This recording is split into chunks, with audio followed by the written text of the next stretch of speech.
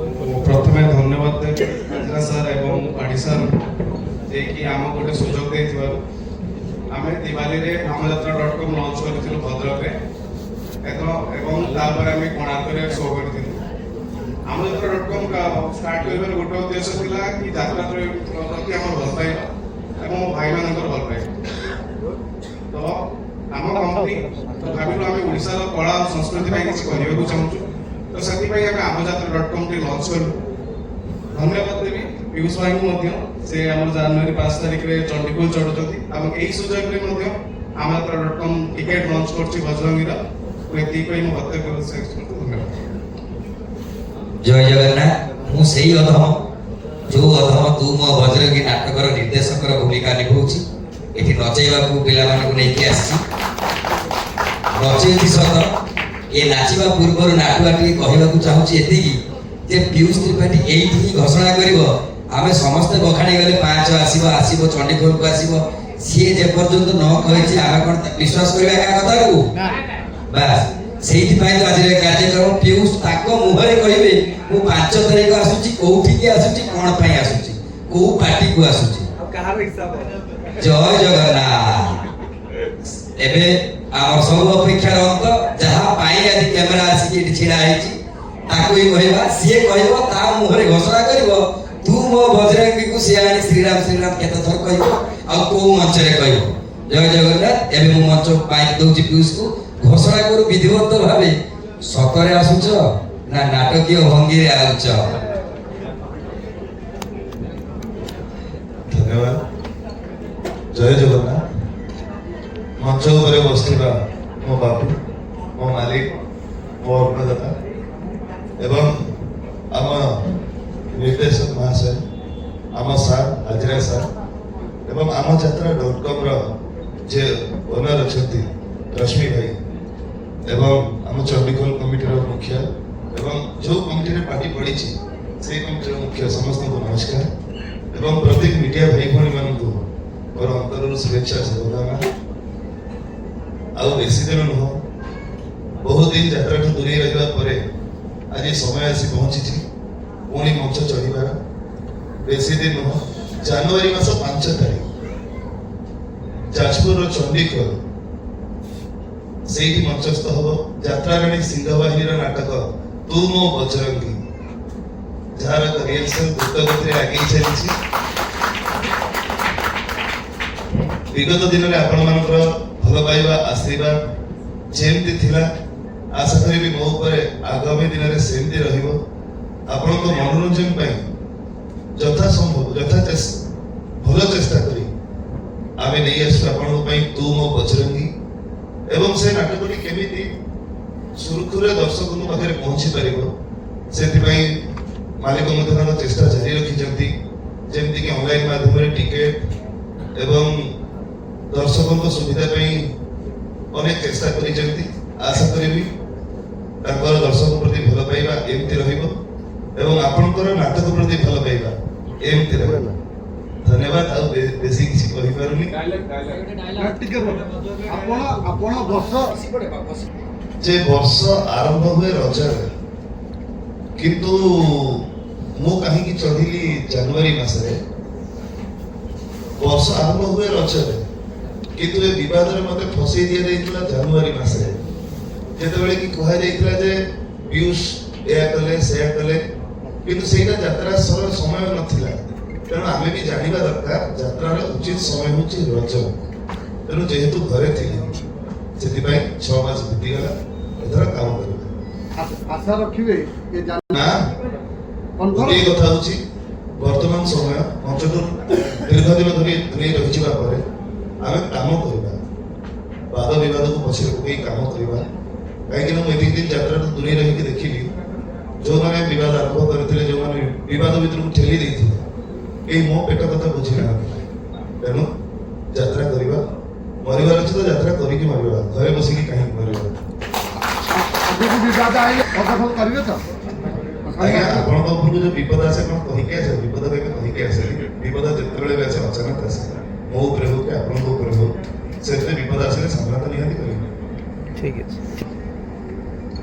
यात्रा रो रेट को नहीं सबले कंट्रोवर्सी हुए ମୁଁ ଜଣେ ଦର୍ଶକ, ଆପଣମାନେ ଜାଣିଛନ୍ତି ଜଣେ ବହୁ ନାଟକ ଦେଖିଲା ପରେ ଦର୍ଶକରୁ ପ୍ରଜନନ, ଯେହେତୁ ଆପଣମାନେ ଯାତ୍ରା ସାମ୍ବାଦିକତା ସହିତ ଅନ୍ୟାନ୍ୟ ସାମ୍ବାଦିକତା କରୁଛନ୍ତି, ବିଗତ 10 ବର୍ଷ ଧରି ଟିକେଟ ରେଟ୍ ସେଇ 200-250 ଭିତରେ ଅଛି, କିନ୍ତୁ ଏ ସମୟରେ ସପୋର୍ଟିଂ ଷ୍ଟାଫ, କଳାକାର ଏବଂ ଅନ୍ୟାନ୍ୟ ସମସ୍ତଙ୍କର ରେଟ୍ ବହୁଗୁଣିତ ହୋଇଛି, କିନ୍ତୁ ଟିକେଟ ରେଟ୍ ମୋ ମତରେ 300, 200, 250 ହେବା ନ୍ୟାୟସଙ୍ଗତ। କାରଣ ଆପଣମାନେ ଏଇଥର କଣ୍ଟ୍ରୋଭର୍ସି ଦେଖିଥିବେ, ମୁଁ ବି ମଧ୍ୟ ବହୁତ ସମୟରେ କ୍ରିକେଟ ମ୍ୟାଚ୍ ଦେଖୁଛି, ଯେଉଁ ସ୍ପେଶାଲ ଏନକ୍ଲୋଜର ଟିକେଟ ରହୁଛି ସେ ଆମ ଯାତ୍ରା ଚେୟାର ଠାରୁ ଆହୁରି ଖରାପ। ମୁଁ ଦେଖିବା ପାଇଁ ଯାଇଛି, ବର୍ତ୍ତମାନ ସରକାରୀ ରେଟ୍ ଅଛି 6,500 ଟଙ୍କା, ତାପରେ ବି ତାକୁ ବ୍ଲାକ୍ କରିକି ଲୋକ ଦେଖୁଛନ୍ତି ମାତ୍ର 2-4 ଘଣ୍ଟା। ତାକୁ ଯଦି ଆମର 6,500 ରେଟ୍ ହଉଛି, 300 ଟଙ୍କାର ଯାତ୍ରା ରେଟ୍ ମୋ ମତରେ ଠିକ୍। କାରଣ ବର୍ତ୍ତମାନ ଆପଣ ଦେଖନ୍ତୁ ଯେଉଁ କଥା ଉଠୁଛି, ଗୋଟେ ଯେଉଁମାନେ ଶ୍ରମିକ ଆମର କାମ କରୁଛନ୍ତି ସେମାନଙ୍କୁ ବି ମିନିମମ୍ 10,000 ଟଙ୍କା ଦେବା ଦରକାର। ଆଜିକାଲି ଯେଉଁମାନେ ମ୍ୟୁଜିକ୍ରେ ଅଛନ୍ତି, ଅର୍ଗାନ, ପେଡ୍, ଆପଣ ଠୁଙ୍କା, ଏମାନଙ୍କର ଦରମା ବି ବହୁଗୁଣିତ ହେଲାଣି। ଆମେ 200 ଲୋକ 10-12ଟା ଗାଡ଼ି ଅନ୍ୟାନ୍ୟ ଜିନିଷପତ୍ର ନେଇ ବୋହିକି 100-150-200 କିଲୋମିଟର ଦୂରକୁ ଯାଉଛେ। ଆଉ ଏ ବାବଦରେ ଆପଣମାନଙ୍କର ସହଯୋଗ ନିତ୍ୟାନ୍ତ ଆବଶ୍ୟକ। ପ୍ରକୃତ କଥାକୁ ଯଦି ଆପଣ ଯିବେ, ଓଡ଼ିଶାର ମାତ୍ର ହାତ ଗଣତି କେତୋଟି ପାର୍ଟି ଛଡ଼ା ଅଲଗା ପାର୍ଟି ଗୁଡ଼ାରେ ବହୁତ ଲସ୍ ହେଉଛି। ଏବଂ ଆପଣ ଏଇ ଯେଉଁ ଡିସେମ୍ବର ମାସର ଶୀତର ସମୟରେ ଆପଣ ଯେହେତୁ ଆପଣମାନେ ସମସ୍ତେ ଜଣେ ଜଣେ ବିଚକ୍ଷଣ ପ୍ରତିଭା, ଆପଣ ନଜର ରଖିଛନ୍ତି ଯାତ୍ରା ଉପରେ, ଆପଣମାନେ ଲକ୍ଷ୍ୟ କରିଥିବେ ଅନେକାଂଶରେ ଯାତ୍ରା ଲସ୍ କରୁଛନ୍ତି। ଏବଂ ବହୁ ଧନୀ ଲୋକ ଓଡ଼ିଶାରେ ଥିଲାବେଳେ ଯାତ୍ରା ପାର୍ଟି ସେଇମାନେ କରିଛନ୍ତି ଯେଉଁମାନେ ଯାତ୍ରାକୁ ଭଲ ପାଆନ୍ତି। 1,000 କୋଟି ଟଙ୍କାର ମାଲିକ ଥିଲେ ମଧ୍ୟ ହାତ ଗଣତି କେତେ ଜଣ ଯାତ୍ରାକୁ ଆଦରିଛନ୍ତି। ଏବଂ ଦେଖନ୍ତୁ ପ୍ରତିବର୍ଷ 2ଟା 3ଟା 4ଟା ଯାତ୍ରା ପାର୍ଟି ବି ବନ୍ଦ ହେଉଛି ଆର୍ଥିକ ଦୁରବସ୍ଥାରେ। କାହାର କେଇଟି ଗାଡ଼ି ଅଟକିଲାଣି, କ'ଣ ହେଲାଣି। ତେଣୁ ଯାତ୍ରା ଟିକେଟ ଏହା ରହିବା ଉଚିତ ମୋ ମତରେ, ବ୍ୟକ୍ତିଗତ ମତ। ଆପଣ ଦେଖନ୍ତୁ, ଆମେ ଯେତେବେଳେ ଗୋଟେ ପାର୍ଟିରେ କଣ୍ଟ୍ରାକ୍ଟ ଦେଉଛେ 9 ଲକ୍ଷ ଟଙ୍କାରେ, ମୁଁ ଗୋଟେ ନାଁ ନେଇକି ବି କହୁଛି, ଆମର ବେତଡ଼ାରେ ଆମ ପାର୍ଟି ପଡ଼ିଥିଲା, ଆପଣ ସେ କମିଟିକୁ ପଚାରି ପାରିବେ। ଆମେ ତାଙ୍କୁ 10.5 ଲକ୍ଷ ଟଙ୍କାରେ ପାର୍ଟି ଦେଇଥିଲୁ 3 ରାତି ପାଇଁ, ସେମାନେ 37 ଲକ୍ଷ ବ୍ୟବହାର କରିଥିଲେ। ସେମାନେ ଆମକୁ କିଛି କମିକି ମାନେ 10,000 ଟଙ୍କା ବି ଅଧିକା ଦେଉନାହାନ୍ତି। ତେଣୁ ଇଏ ଗୋଟେ ସଂସ୍ଥା, ଆମେ କିନ୍ତୁ ସିଂହବାହିନୀ ଜନ୍ମ ହେଲାଠାରୁ 80% 90% ଜାଗାରେ ଲାଭ ଦେଇଛୁ। କେଇଟି ବର୍ଷକୁ 10ଟା 15ଟା କମିଟିରେ ବି ଲସ୍ ହେଇଛି, ମୁଁ ସେ କଥା ମାନୁଛି। ସେଇ କ୍ଷେତ୍ରରେ ଆମେ ବି କିଛିଟା ସହାନୁଭୂତି ଦେଖାଉ। ସମ୍ପୂର୍ଣ୍ଣ ଦେଖିବା ସମ୍ଭବ ନୁହେଁ, କାରଣ ଆମେ 200 ଲୋକ 12ଟା ଗାଡ଼ି ଆମେ ନେଇକି ବୁଲୁଛୁ।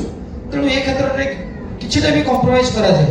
ଖାଲି ଏଠି ମୁଁ ନୁହେଁ, ସବୁ ଜାଗାରେ ଆମେ ଯାହା ପାରୁ 10,000, 20,000, 50,000 ହଉ, ଆମେ ବି ଆମ ତରଫରୁ ସହାନୁଭୂତି ଦେଖାଉ। କାରଣ କମିଟି ଯେତେବେଳେ ଲସ୍ ହୁଏ ଆମେ ବି ଆମର ସହାନୁଭୂତି ସବୁବେଳେ ଦେଖିଥାଉ। ଶୁଣନ୍ତୁ, ସେ ବାବଦରେ ବି ବହୁତ ଥର ଚର୍ଚ୍ଚା ହେଇଛି। କଳାକାର ଆପଣ କହିଲେ ଓଡ଼ିଶାରେ ବର୍ତ୍ତମାନ ଯୁବ ମାନସର ପ୍ରତୀକ ପିୟୁଷ ତ୍ରିପାଠୀକୁ ଦେଖିବା ପାଇଁ ଆପଣ ଯୋଉ କଥା କହିଲେ, ଆଜି 1.5 ଲକ୍ଷ ହେଇଥିଲା, 2 ଲକ୍ଷ ହେଇଥିଲା, 2.5 ଲକ୍ଷ ହେଇଥିଲା, ଖାଲି ମଞ୍ଚକୁ ପିୟୁଷ ଉଠିଗଲେ 5 ଲକ୍ଷ ହେଇଯାଉଛି। ଯଦି ପିୟୁଷ 3.5 ଲକ୍ଷ ଟଙ୍କା କମେଡ଼ି କରିବାର ଶ୍ରେୟ ଯାଉଛି, ସେ କାହିଁକି 30-40,000 50,000 ନ ନେବ? ସେ ନ ମାଗିଲେ ବି କମିଟି ଦେବେ। 2 ନମ୍ବର କଥା ହେଉଛି, ଦର୍ଶକ ଓଡ଼ିଶାରେ କିଛି ଲିମିଟେଡ୍ କଳାକାର ମାନଙ୍କର କଳା ଚାତୁର୍ଯ୍ୟ ଦେଖିବା ପାଇଁ ଚେଷ୍ଟା କରୁଛନ୍ତି। ଦର୍ଶକ, କମିଟି, ମାଲିକ, କଳାକାର ଏ ସମସ୍ତେ ଦରମା ବଢ଼ିବା ପାଇଁ ଦାୟୀ, ଜଣେ ବ୍ୟକ୍ତି ବିଶେଷ କେହି ଦାୟୀ ନୁହେଁ। ପିୟୁଷ କ୍ଷେତ୍ରରେ କ'ଣ ହେଇଥିଲା? ଆପଣ ପ୍ରଣାମ କି ପିୟୁଷକୁ ବଳି ପକେଇଦେଲେ। ନାଇଁ, ବଳି ଆଜ୍ଞା ଆପଣ କହୁଛନ୍ତି, ପିୟୁଷକୁ ଆମେ କାହିଁ ବଳି ପକେଇବା କାହିଁକି ଯିବା? ବ୍ୟକ୍ତି ସ୍ୱାଧୀନତା ବହୁତ ଅଛି। ସନ୍ତୋଷ ବାବୁ ଯେ କଥା କହୁଛନ୍ତି, ମୁଁ କୋଉଠିକି ଯିବି, ମୁଁ କ'ଣ ଆପଣଙ୍କୁ ଆଜି ଜବରଦସ୍ତ ଆଣିପାରିଥାନ୍ତି ଏଠିକି? ଆପଣ କାହିଁକି ଆସିଛନ୍ତି ଏଠିକି?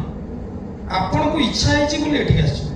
ସବୁ କଥା ଗୋଟେ ଆଡେ ଭାଗ୍ୟ ଗୋଟେ। ହଁ, ଫାଷ୍ଟ ହଉଛି ପ୍ରଭୁ ଆମକୁ ନଉଛନ୍ତି। ଯେମିତି ଯାତ୍ରାଟା ଗୋଟେ ରଙ୍ଗମଞ୍ଚ, ଆମ ବିଶ୍ୱ ହଉଛି ଗୋଟେ ରଙ୍ଗମଞ୍ଚ। ଆମକୁ ଯେଉଁ ରୁଲ୍ ମିଳିଛି ଏବଂ ଆମର ସେଇ ଯେ ଡିରେକ୍ଟର ଯିଏ ଅଛନ୍ତି, ଆମର ସର୍ବାମୟକର୍ତ୍ତା ସେଇ ଜଗନ୍ନାଥ, ସିଏ ଆମକୁ ଡିରେକ୍ସନ ଦଉଛନ୍ତି। ସିଏ ଆମ ମୁହଁରେ ଯେଉଁ କଥା ଦଉଛନ୍ତି ଆମେ ସେଇ କଥା କହୁଛୁ। ତାଙ୍କ ୱିଦାଉଟ୍ ଇଚ୍ଛାରେ ପିୟୁଷ 6 ମାସ ବସିଥିଲେ, କାହିଁ ବର୍ଷେ ବସିଲେନି? ସିଏ ସେଇ ସର୍ବନିୟମ ତାଙ୍କର ଇଚ୍ଛା। ବଳି କିଏ କାହାକୁ ପକେଇ ପାରିବନି, ସବୁ ସିଏ କରୁଛନ୍ତି। ଆମେ ସେ କଥା ଗୋଟେ କହିଥିଲୁ ଗଲା ବର୍ଷ, ଆପଣ ଯୋଉ କମିଟି ମାନେ ଅଛନ୍ତି, କମିଟି ବନ୍ଧୁ ମାନେ ବି ଏକ ହଉନାହାନ୍ତି 3-4ଟା ଗୋଷ୍ଠୀ। ମାଲିକ ମାନଙ୍କର ବି ଗୋଟେ ଥିଲା, ବର୍ତ୍ତମାନ ବି ଆମର ମାଲିକ ସଂଘ ଗୋଟେ ଅଛି। କୌଣସି ଡିସ୍ପ୍ୟୁଟ ମାଲିକ ସଂଘରେ ଭାଙ୍ଗି ଯାଇନାହିଁ, ସମସ୍ତେ ମତ ପାର୍ଥକ୍ୟ ଥାଇପାରେ କିନ୍ତୁ ଏକତ୍ରିତ ଭାବରେ ଅଛନ୍ତି। କିନ୍ତୁ କମିଟି ଅନେକ ଅଛନ୍ତି। ବିଗତ ଦିନରେ ଆମର ସବୁ ବ୍ୟବସ୍ଥା ଥିଲା ଆମେ ବସିବୁ ବୋଲି, ଆମେ କେତେ ପର୍ଯ୍ୟନ୍ତ ରେଟ୍ରେ ବିକିବୁ, ବାକି ଯଦି ରେଟ୍ ବଢି ଯାଉଛି ଆମେ ପିସିରେ କରିବୁ। ଧରନ୍ତୁ ଆମେ ରେଟ୍ ଅଧିକା କହୁଛୁ, କମିଟି ଚାହୁଁନି ଏତିକି ଟଙ୍କା ଦେବେ, ସେ କଥାରେ ଆମେ ପିସିରେ କରିବା ପାଇଁ ପ୍ରସ୍ତୁତ ଅଛୁ। ଆଉ ଓଡ଼ିଶାରେ ଦର୍ଶକ ମାନେ ଏବେ ବଜେଟ୍ ଧରନ୍ତୁ, ବର୍ତ୍ତମାନ ଓଡ଼ିଶାରେ ଗୋଟେ ପାର୍ଟିର ବଜେଟ୍ 3 କୋଟିରୁ ଆରମ୍ଭ କରି 9 କୋଟି ପର୍ଯ୍ୟନ୍ତ ଅଛି। 3 କୋଟି ଟଙ୍କାର ବଜେଟ୍ ଥିବା ପାର୍ଟି ବି 300 ଟଙ୍କା ଟିକେଟ୍ କରୁଛି, ଆଉ 9 କୋଟି ଟଙ୍କା ବଜେଟ୍ ଥିବା ପାର୍ଟି ବି ସେଇ 300 ଟଙ୍କା ଟିକେଟ୍ କରୁଛି। ତେଣୁ ଲୋକ ଦେଖୁଛନ୍ତି ଯେଠି ଭଲ ହଉଛି ସେଇଠି ଦେଖୁଛନ୍ତି। ତେଣୁ ହାତ ଗଣତି 3-4ଟା 5ଟା ପାର୍ଟିକୁ ଛାଡ଼ି ଦେଇ ଅଲଗା ପାର୍ଟି ମାନଙ୍କରେ ଗୋଟେ ଏଇଟା ବ୍ୟତିକ୍ରମ ଦେଖା ଦେଇଛି। ଅନ୍ୟ ପାର୍ଟି ଗୁଡିକ ଲୋକ ପସନ୍ଦ କରୁନାହାନ୍ତି। ତେଣୁ ଏଇ କଥାର ପରିବର୍ତ୍ତନ ନିଶ୍ଚିତ ହବ ଏବଂ ମୁଁ ଅନୁରୋଧ କରିବି ଆମ ଦର୍ଶକ ମାନଙ୍କୁ ସେମାନେ ସବୁ ଯାତ୍ରା ଅନୁଷ୍ଠାନକୁ ଦେଖନ୍ତୁ।